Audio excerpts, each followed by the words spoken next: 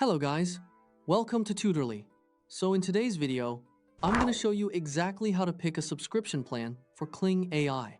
We'll walk through the plans inside the app, explain how credits translate to real output, and help you match a plan to your workflow, whether you're testing the tool or producing at scale.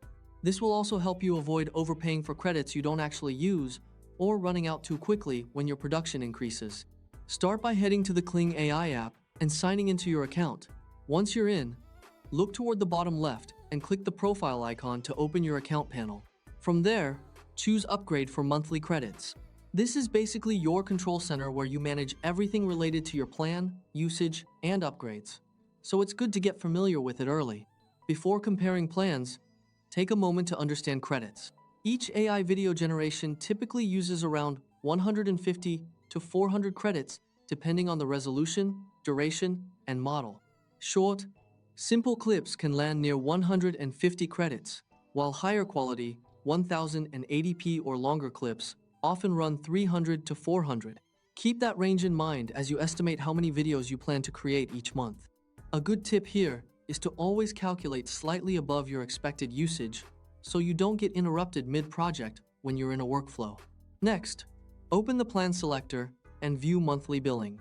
Monthly is flexible and a great way to trial different tiers if your needs are still evolving. Then check the yearly option if you're committed for the long haul. Yearly billing usually offers a lower effective price, which is helpful when you have predictable output. In most cases, yearly makes sense once you already know your monthly usage pattern and want to reduce overall cost over time. Now review the plan tiers. Basic is the starter choice with roughly 100 to 200 credits, 720p output, short videos around 10 to 12 seconds, and a standard queue. It's best if you only make a few videos per month or want to test workflows without a big commitment. This plan is also useful for beginners who just want to explore prompts and understand how the system behaves. Standard steps things up to about 1,000 credits per month, supports 1080p, removes the watermark, and comfortably covers multiple generations each month. This is ideal for regular creators producing several videos a week for shorts or social channels. At this level, you start getting enough freedom to experiment with styles, hooks, and variations without worrying too much about running out of credits.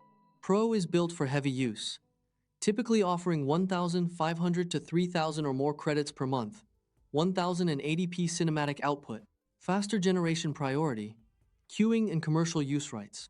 Choose this when you run client projects or publish frequently and need predictable throughput.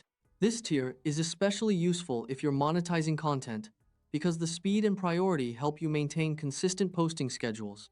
Premiere serves serious creators with 8,000 monthly credits, up to 1080p generation, priority processing, native audio support, and access to advanced models. Expect around 35 to 65 high-quality videos monthly, depending on settings, which fits steady YouTube automation or frequent short-form work.